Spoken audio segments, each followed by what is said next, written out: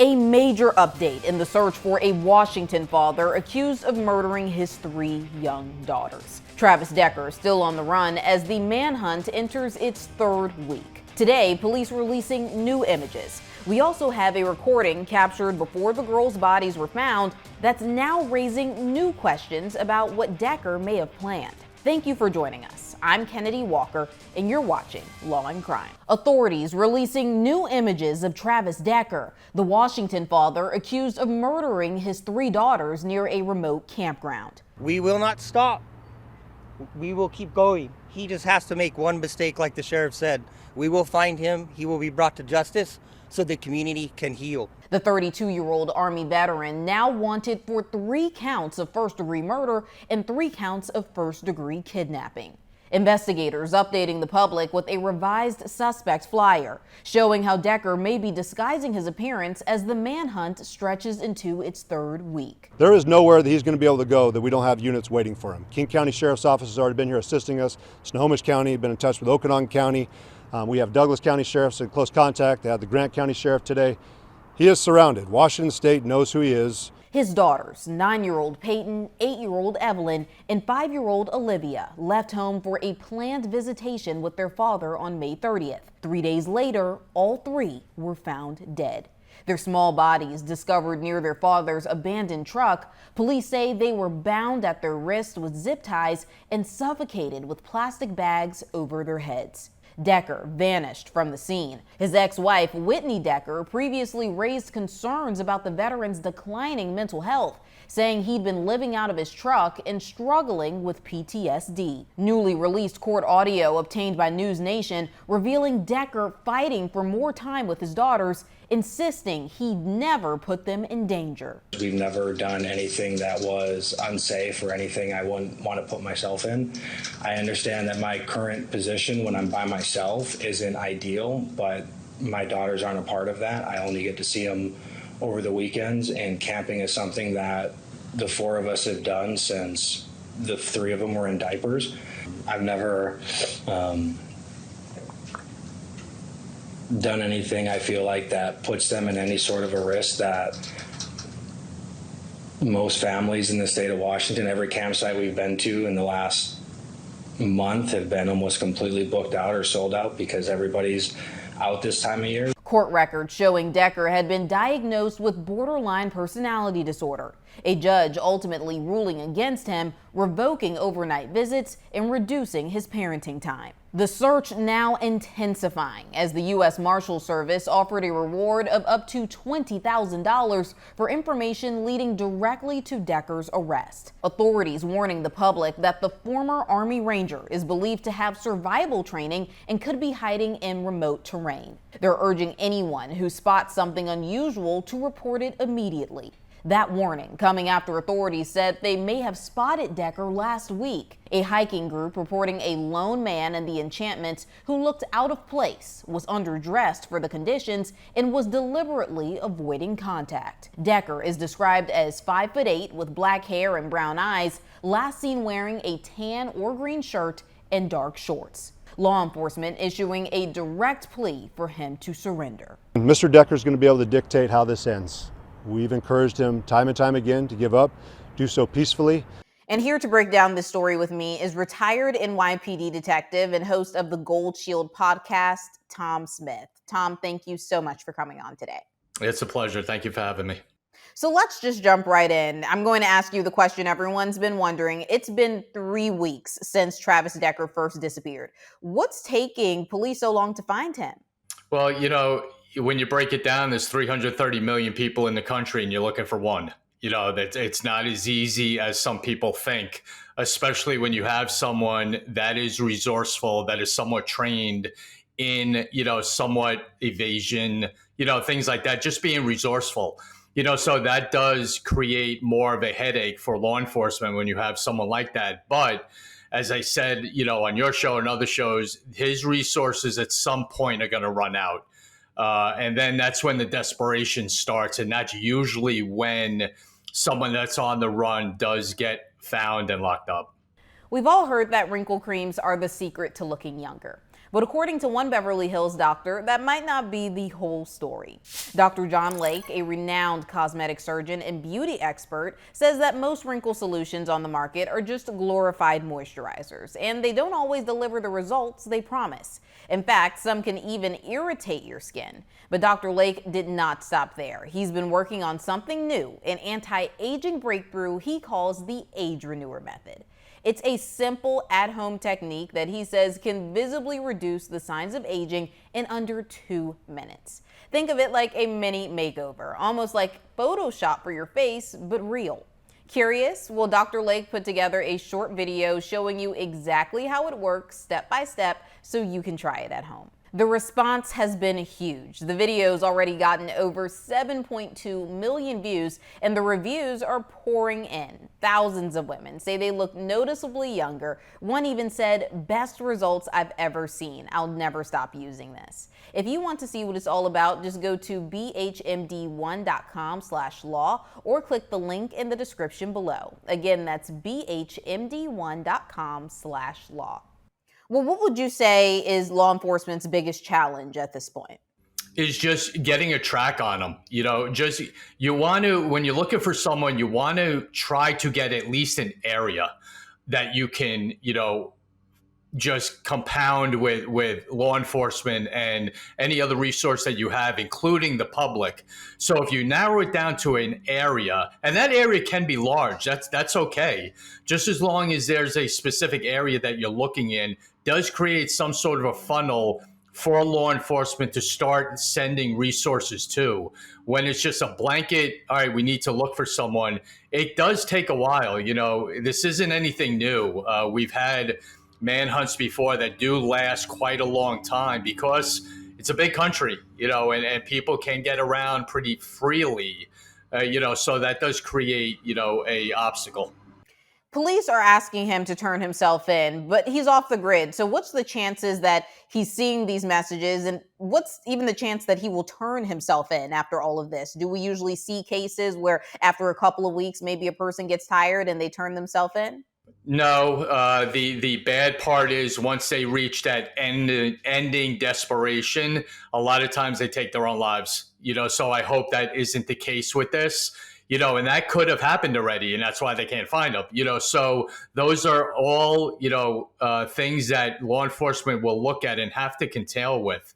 When you're dealing with someone like this, if you don't hear from them for a while, that other option might have happened already. So those are all things that are part of the investigation, are part of the manhunt, and the resources that have to go into all that.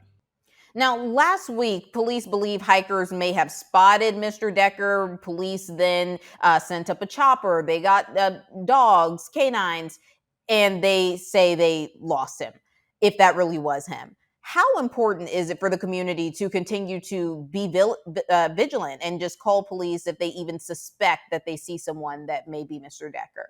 Oh, it's extremely important because I've said it for years. I've said it on other shows that the police can't be everywhere, but the public can be.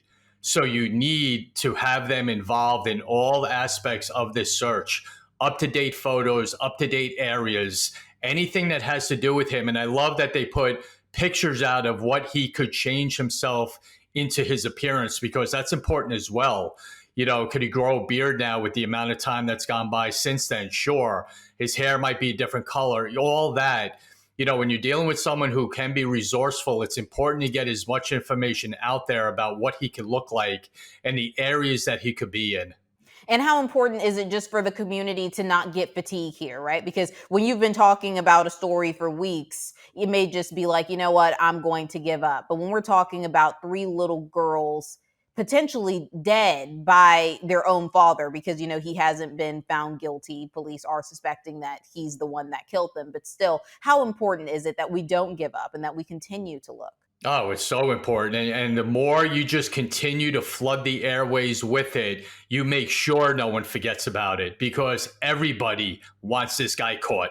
Everybody, from, the nice little old lady in your neighborhood who's watching out for everyone to the hardened criminal.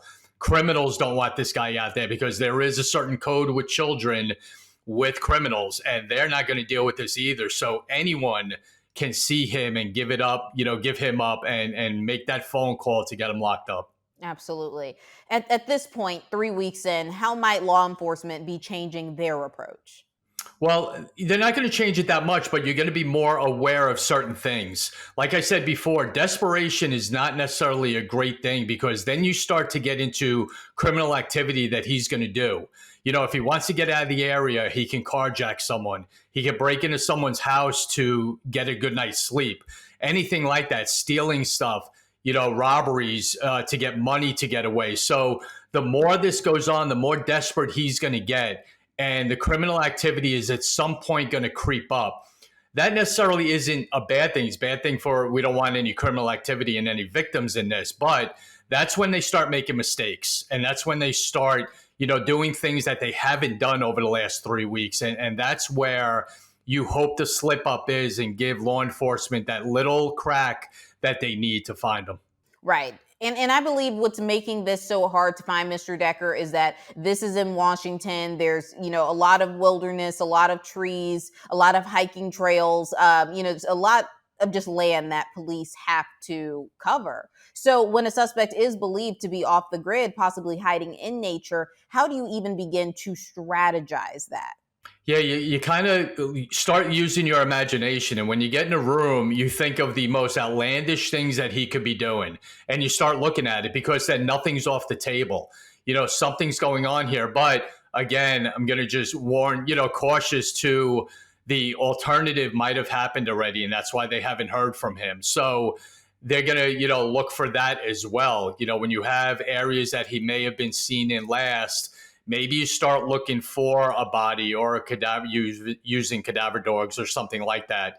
So there's a lot that goes into this, and it's very hard to just sit down and strategize something, because it is such a large tasking to try to find one person, like you said, in Washington State, which is filled with just mountains and trails and areas like that, which is so hard to do, and swamps and all that. So it's a large task, but it's nothing that they're not up to. It's nothing that they're going to stop doing. U.S. Marshals are involved in this, and they are the best at this. If there's a slip up, they're going to find it. To have them on board is a big deal. Absolutely. And let's also dive into his military background. We heard that Mr. Decker has military survival training. How does that change the way teams may approach looking for someone like him? Oh, it's everything, because, when you're trained and that is your way of life for the amount of time that he spent in, the military, it's hard, because he could live in a tree for a week.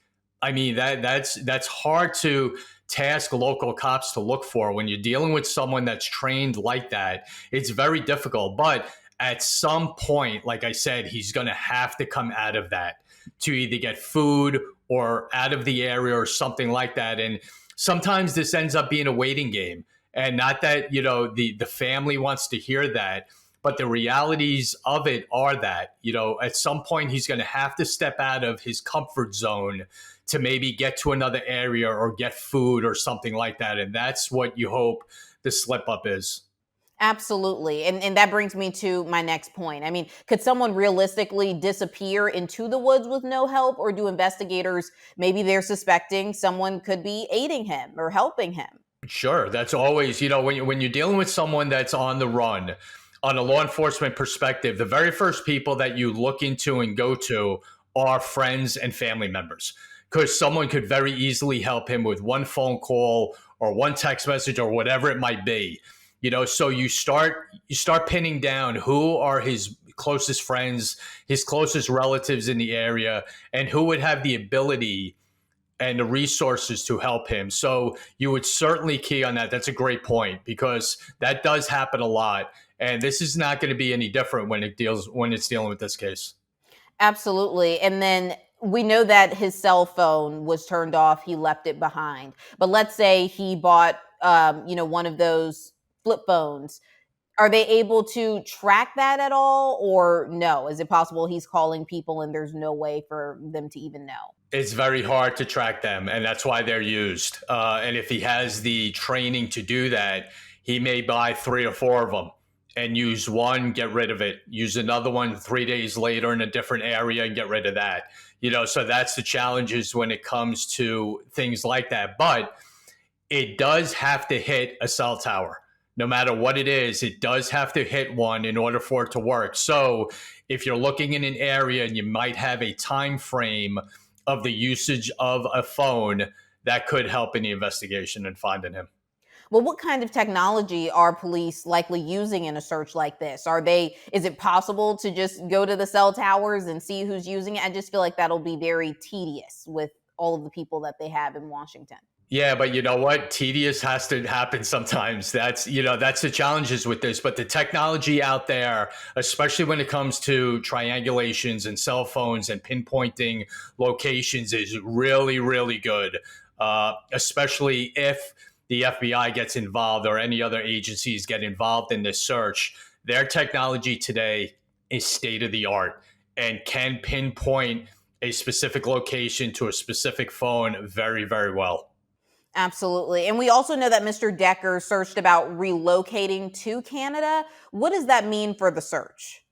Well, you're going to get them involved. That's what I mean. If you're getting the FBI involved, they're going to get in touch with the Canadian authorities and make sure they're up to date on this case and get all the information on this individual that they need to watch the borders, watch any crossings, watch any boats, anything to do with possibly getting up into Canada. They're going to be made aware of. And that's what I mean. When you broaden this and you get more and more people involved is hopefully when this comes to a conclusion. Have we also heard of instances where maybe a suspect Google something just to throw police off of their trail and they could be going in the complete opposite way? So in the meantime, we've utilized a lot of resources. We're contacting Canadian authorities and he's nowhere near Canada. Is that possible? Oh, absolutely. It happens all the time. It's just redirection and misdirection that you want to put out there. You could put Canada all over the place and just head south. That's been done numerous times in numerous cases, not even just this. But those are things that you just, the professionals in law enforcement, that's what they get the big bucks for, and that's what they're good at. They're the best at this. And like I said, even though they don't have him yet, they are not stopping and they're not going to stop. Absolutely. And if he is trying to go to Canada, though, can he just slip across, or are there legal tools like border alerts or extradition protocols that kick in? Yeah, there's different alerts that you can use through the State Department, and you have different alerts that go through notifying those countries that are involved and you're working with. That's definitely going to happen because it now becomes international. Even though Canada is, you could step across the border, now it becomes an international case if he's looking to be up there or is up there. And if they do hypothetically find him in Canada, is that now a federal case? It can be, sure. That the FBI would have the first right of refusal when it comes to any case. Do I think they would really get involved in this? It's a triple homicide. It's more of a state case than anything. So I don't think they're going to get that involved as far as the prosecution goes, but they can get involved with, the resources that they can provide as just assisting the investigation. That can certainly happen. You can deal with, the state and Canada to get him extradited back here without a problem. The feds would have a role in that, but more of a resource than anything. Absolutely. Well, what kind of mindset do you think someone like Travis Decker is in right now? 3 weeks on the run, everyone looking for him. What do you think's going on in his head? You know what? The sad part about this is you have no idea, because what mindset is it to kill his 3 children? So to put him in a mindset of just evading police and getting out of the area, who knows? This is a very sick individual with a twisted mind to do what he did. I mean, it's one of the most repulsive cases that I've heard of in many, many years. And he's one of those that everyone wants to see locked up. And to get into his head is a mystery. Who knows what he's thinking at this point? Right. I was just trying to figure out if any way he's potentially feeling some type of remorse, or if he would he have turned himself in? I mean, that's a possibility. At some point it hits him, and he kind of gets back to neutral. and back to reality and understands what he just did. But if he's past that point and over that line, who knows where his mind is or what he's thinking. Are fugitives like this typically running with a plan, or are they often panicked and impulsive? It can go back and forth. You can have a plan to, just evade, because with his training, that may take over his just mindset. That may take over his everyday, things that he's doing and thoughts is his training. But then eventually, the reality of it's going to kick in. So you can go back and forth with being desperate and having a plan. That can certainly change on a daily basis. And you've tracked a lot of people before. Are there any consistent behaviors or mistakes that fugitives tend to make, especially at this point, 3 weeks in? Yeah, as I said before, the biggest mistake they make is when they get desperate and they start committing crimes. That's what not that you wait for it, but that tends to happen quite often. We just saw it, with the New Orleans escapees. What they do, they carjacked the car and they got caught in that car. So you get to a point of desperation where you start committing crimes for money, for food, for transportation, for comfort to, lay your head down for a night and committing burglaries. So law enforcement is all on alert for those types of crimes as well. When someone has military training, is there a risk they're actively planning to confront police, or are they more likely trying to avoid them? Well, again, both. I mean, you're coming up with great points, because it can be a little of both. When you have someone that's desperate and they are armed or have the ability to be armed, that creates a whole nother set of issues when it comes to apprehending him.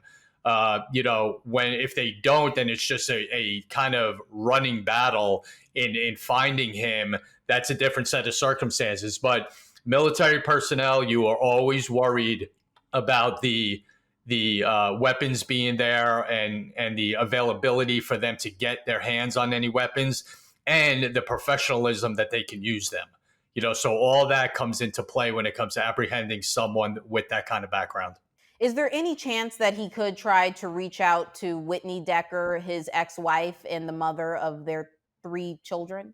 Oh, 100%. Absolutely. And that has happened.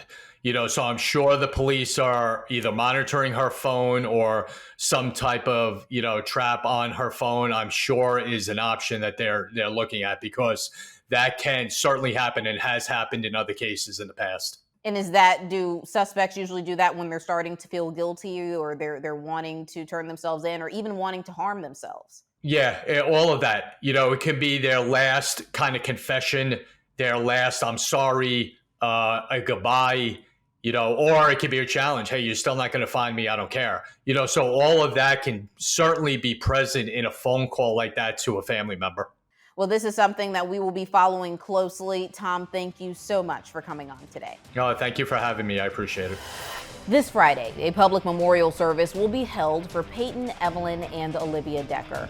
Organizers are asking those who wish to attend to wear purple, pink, or green in honor of the girls. For Law and Crime, I'm Kennedi Walker.